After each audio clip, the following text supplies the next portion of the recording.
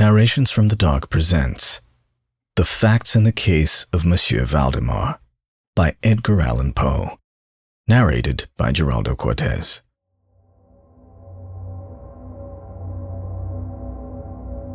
Of course, I shall not pretend to consider it any matter for wonder that the extraordinary case of Monsieur Valdemar has excited discussion. It would have been a miracle had it not, especially under the circumstances.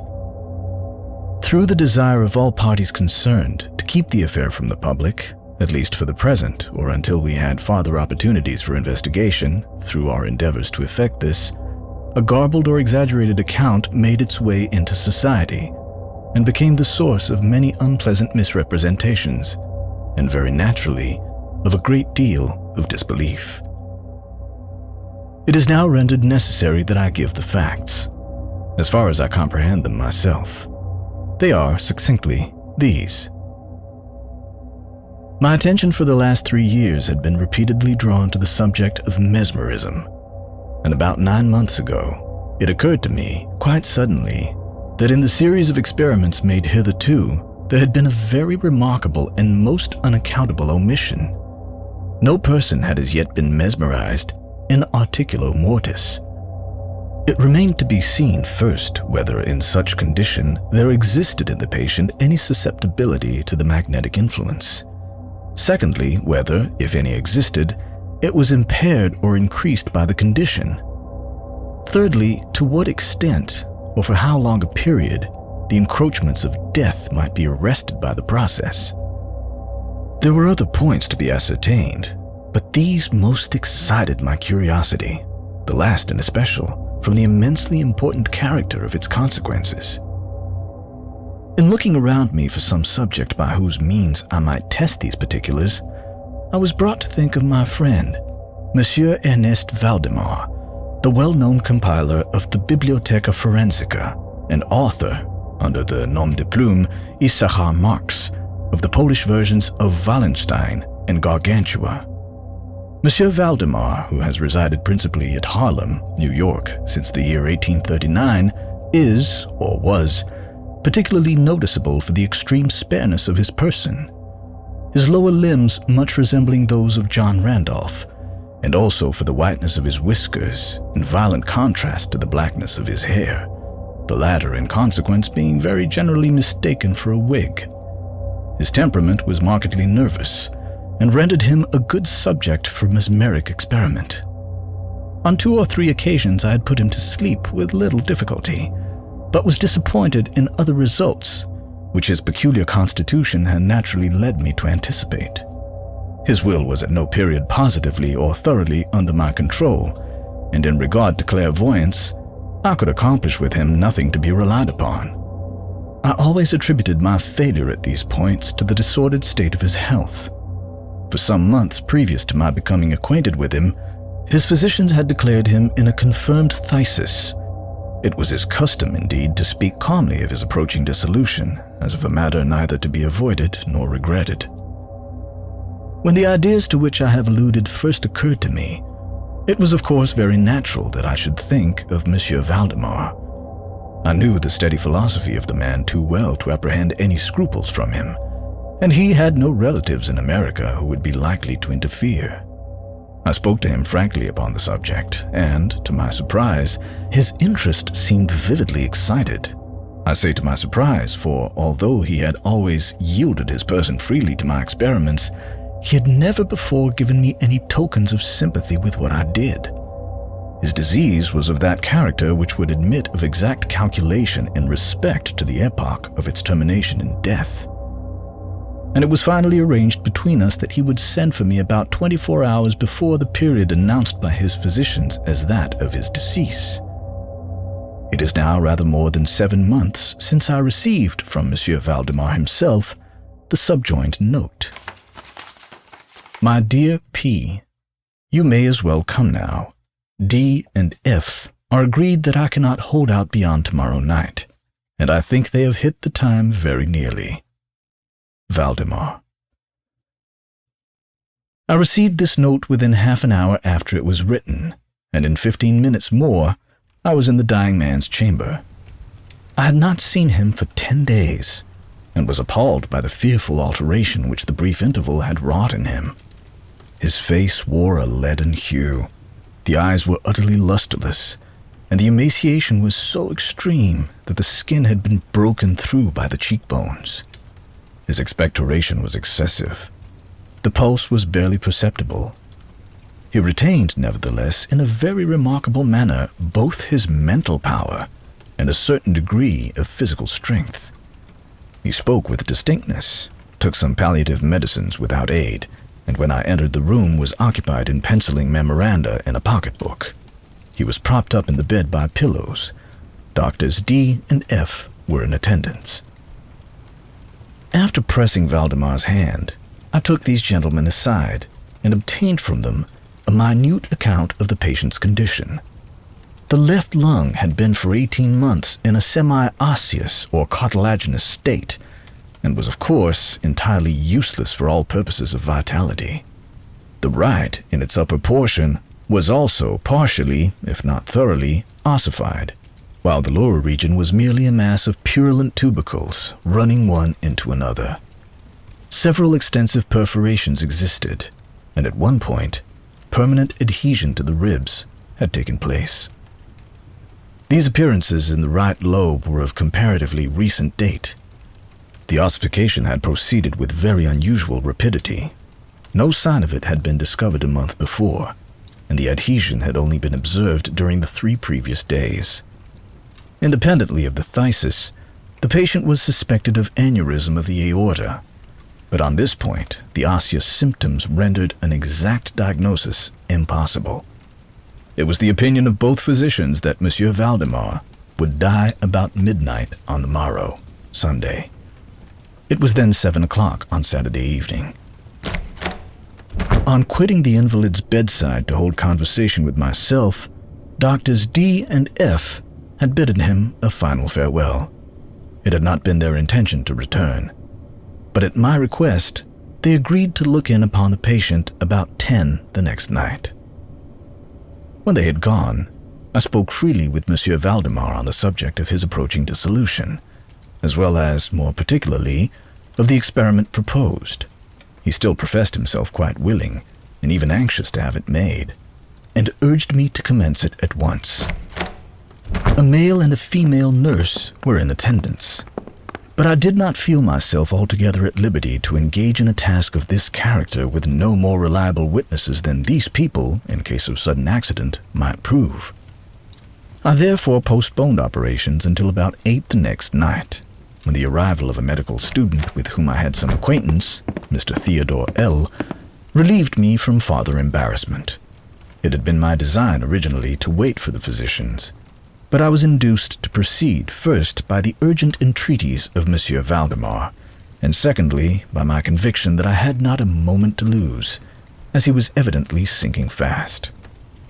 Mr. L. was so kind as to accede to my desire that he would take notes of all that occurred, and it is from his memoranda that what I now have to relate is, for the most part, either condensed or copied verbatim. It wanted about 5 minutes of 8 when, taking the patient's hand, I begged him to state as distinctly as he could to Mr. L. whether he, Monsieur Valdemar, was entirely willing that I should make the experiment of mesmerizing him in his then condition. He replied feebly, yet quite audibly, "Yes, I wish to be. I fear you have mesmerized," adding immediately afterwards, "I fear you have deferred it too long." While he spoke thus, I commenced the passes which I had already found most effectual in subduing him. He was evidently influenced with the first lateral stroke of my hand across his forehead, but although I exerted all my powers, no further perceptible effect was induced until some minutes after 10 o'clock, when Doctors D and F called, according to appointment. I explained to them in a few words what I designed, and as they opposed no objection, saying that the patient was already in the death agony, I proceeded without hesitation, exchanging, however, the lateral passes for downward ones, and directing my gaze entirely into the right eye of the sufferer. By this time, his pulse was imperceptible, and his breathing was stertorous, and at intervals of half a minute. This condition was nearly unaltered for a quarter of an hour. At the expiration of this period, however, a natural, although a very deep sigh escaped the bosom of the dying man, and the stertorous breathing ceased. That is to say, its stertorousness was no longer apparent. The intervals were undiminished. The patient's extremities were of an icy coldness. At 5 minutes before 11, I perceived unequivocal signs of the mesmeric influence. The glassy roll of the eye was changed for that expression of uneasy inward examination which is never seen except in cases of sleep-waking, and which it is quite impossible to mistake. With a few rapid lateral passes, I made the lids quiver, as in incipient sleep, and with a few more, I closed them altogether. I was not satisfied, however, with this, but continued the manipulations vigorously, and with the fullest exertion of the will, until I had completely stiffened the limbs of the slumberer, after placing them in a seemingly easy position. The legs were at full length. The arms were nearly so, and reposed on the bed at a moderate distance from the loin. The head was very slightly elevated. When I had accomplished this, it was fully midnight, and I requested the gentlemen present to examine Monsieur Valdemar's condition. After a few experiments, they admitted him to be an unusually perfect state of mesmeric trance. The curiosity of both the physicians was greatly excited. Dr. D resolved at once to remain with the patient all night, while Dr. F took leave with a promise to return at daybreak. Mr. L and the nurses remained. We left Monsieur Valdemar entirely undisturbed until about 3 o'clock in the morning, when I approached him and found him in precisely the same condition as when Dr. F went away. That is to say, he lay in the same position. The pulse was imperceptible. The breathing was gentle, scarcely noticeable unless through the application of a mirror to the lips. The eyes were closed naturally, and the limbs were as rigid and as cold as marble. Still, the general appearance was certainly not that of death. As I approached Monsieur Valdemar, I made a kind of half-effort to influence his right arm into pursuit of my own, as I passed the latter gently to and fro above his person. In such experiments with this patient, I had never perfectly succeeded before, and assuredly I had little thought of succeeding now.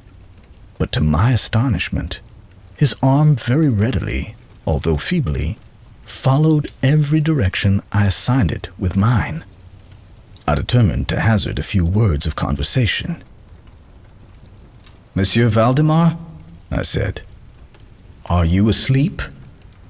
He made no answer, but I perceived a tremor about the lips, and was thus induced to repeat the question again and again.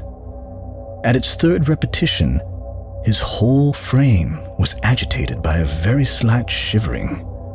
The eyelids unclosed themselves, so far as to display a white line of the ball. The lips moved sluggishly, and from between them, in a barely audible whisper, issued the words, "Yes, asleep now. Do not wake me. Let me die so." I here felt the limbs and found them as rigid as ever. The right arm, as before, obeyed the direction of my hand. I questioned the sleepwaker again. "Do you still feel pain in the breast, Monsieur Valdemar?" The answer now was immediate, but even less audible than before. "No pain. I am dying." I did not think it advisable to disturb him farther just then, and nothing more was said or done until the arrival of Dr. F, who came a little before sunrise, and expressed unbounded astonishment at finding the patient still alive. After feeling the pulse and applying a mirror to the lips, he requested me to speak to the sleepwaker again. I did so, saying, "Monsieur Valdemar, do you still sleep?" As before, some minutes elapsed ere a reply was made, and during the interval, the dying man seemed to be collecting his energies to speak. At my fourth repetition of the question, he said very faintly, almost inaudibly, "Yes, still asleep, dying." It was now the opinion, or rather the wish, of the physicians that Monsieur Valdemar should be suffered to remain undisturbed in his present apparently tranquil condition until death should supervene, and this, it was generally agreed, must now take place within a few minutes. I concluded, however, to speak to him once more, and merely repeated my previous question. While I spoke, there came a marked change over the countenance of the sleepwaker. The eyes rolled themselves slowly open, the pupils disappearing upwardly. The skin generally assumed a cadaverous hue, resembling not so much parchment as white paper, and the circular hectic spots which hitherto had been strongly defined in the center of each cheek went out at once. I use this expression because the suddenness of their departure put me in mind of nothing so much as the extinguishment of a candle by a puff of the breath. The upper lip at the same time writhed itself away from the teeth, which it had previously covered completely, while the lower jaw fell with an audible jerk, leaving the mouth widely extended and disclosing in full view the swollen and blackened tongue. I presume that no member of the party then present had been unaccustomed to deathbed horrors, but so hideous beyond conception was the appearance of Monsieur Valdemar at this moment that there was a general shrinking back from the region of the bed. I now feel that I have reached a point of this narrative at which every reader will be startled into positive disbelief. It is my business, however, simply to proceed. There was no longer the faintest sign of vitality in Monsieur Valdemar, and concluding him to be dead, we were consigning him to the charge of the nurses when a strong vibratory motion was observable in the tongue.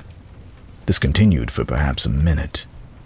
At the expiration of this period, there issued from the distended and motionless jaws a voice, such as it would be madness in me to attempt describing. There are indeed 2 or 3 epithets which might be considered as applicable to it in part. I might say, for example, that the sound was harsh and broken and hollow, but the hideous whole is indescribable, for the simple reason that no similar sounds have ever jarred upon the ear of humanity. There were 2 particulars, nevertheless, which I thought then, and still think, might fairly be stated as characteristic of the intonation, as well adapted to convey some idea of its unearthly peculiarity. In the first place, the voice seemed to reach our ears, at least mine, from a vast distance, or from some deep cavern within the earth. In the second place, it impressed me, I fear indeed that it will be impossible to make myself comprehended, as gelatinous or glutinous matters impress the sense of touch. I've spoken both of sound and of voice. I mean to say that the sound was one of distinct, of even wonderfully, thrillingly distinct, syllabification. Monsieur Valdemar spoke, obviously in reply to the question I had propounded to him a few minutes before. I had asked him, it will be remembered, if he still slept. He now said, "Yes. No. I have been sleeping. And now I am dead." No person present even affected to deny or attempted to repress the unutterable, shuddering horror which these few words thus uttered were so well calculated to convey. Mr. L., the student, swooned. The nurses immediately left the chamber and could not be induced to return. My own impressions I would not pretend to render intelligible to the reader. For nearly an hour we busied ourselves silently, without the utterance of a word, in endeavors to revive Mr. L. When he came to himself, we addressed ourselves again to an investigation of Monsieur Valdemar's condition. It remained in all respects as I have last described it, with the exception that the mirror no longer afforded evidence of respiration. An attempt to draw blood from the arm failed. I should mention, too, that this limb was no farther subject to my will. I endeavored in vain to make it follow the direction of my hand. The only real indication, indeed, of the mesmeric influence was now found in the vibratory movement of the tongue whenever I addressed Monsieur Valdemar a question. He seemed to be making an effort to reply, but had no longer sufficient volition. To queries put to him by any other person than myself, he seemed utterly insensible, although I endeavored to place each member of the company in mesmeric rapport with him. I believe that I have now related all that is necessary to an understanding of the sleepwaker's state at this epoch. Other nurses were procured, and at 10 o'clock I left the house in company with the 2 physicians and Mr. L. In the afternoon, we all called again to see the patient. His condition remained precisely the same. We had now some discussion as to the propriety and feasibility of awakening him, but we had little difficulty in agreeing that no good purpose would be served by so doing. It was evident that so far, death, or what is usually termed death, had been arrested by the mesmeric process. It seemed clear to us all that to awaken Monsieur Valdemar would be merely to ensure his instant, or at least his speedy, dissolution. From this period until the close of last week, an interval of nearly 7 months, we continued to make daily calls at Monsieur Valdemar's house, accompanied, now and then, by medical and other friends. All this time, the sleeper-waker remained exactly as I've last described him. The nurse's attentions were continual. It was on Friday last that we finally resolved to make the experiment of awakening, or attempting to awaken him. And it is the, perhaps, unfortunate result of this latter experiment which has given rise to so much discussion in private circles, to so much of what I cannot help thinking unwarranted popular feeling. For the purpose of relieving Monsieur Valdemar from the mesmeric trance, I made use of the customary passes. These, for a time, were unsuccessful. The first indication of revival was afforded by a partial descent of the iris. It was observed as especially remarkable that this lowering of the pupil was accompanied by the profuse outflowing of a yellowish ichor from beneath the lids of a pungent and highly offensive odor. It was now suggested that I should attempt to influence the patient's arm, as heretofore. I made the attempt and failed. Dr. F. then intimated a desire to have me put a question. I did so as follows. Monsieur Valdemar, can you explain to us what are your feelings or wishes now? There was an instant return of the hectic circles on the cheeks. The tongue quivered, or rather rolled violently in the mouth, although the jaws and lips remained rigid as before, and at length the same hideous voice which I have already described broke forth. For God's sake, quick, quick, put me to sleep, or quick, waken me, quick. I say to you that I am dead. I was thoroughly unnerved, and for an instant remained undecided what to do. At first I made an endeavor to recompose the patient, but failing in this thorough total abeyance of the will, I retraced my steps and as earnestly struggled to awaken him. In this attempt, I soon saw that I should be successful, or at least I soon fancied that my success would be complete, and I am sure that all in the room were prepared to see the patient awaken. For what really occurred, however, it is quite impossible that any human being could have been prepared. As I rapidly made the mesmeric passes amid ejaculations of "Dead!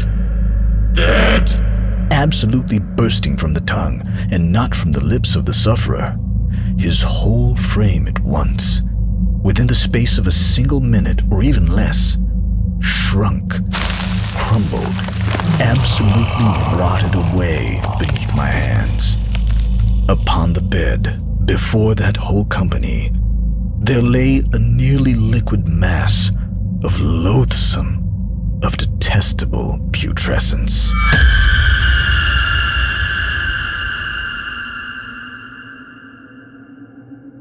Narrations from the Dark has presented The Facts in the Case of Monsieur Valdemar by Edgar Allan Poe, narrated by Geraldo Côrtes.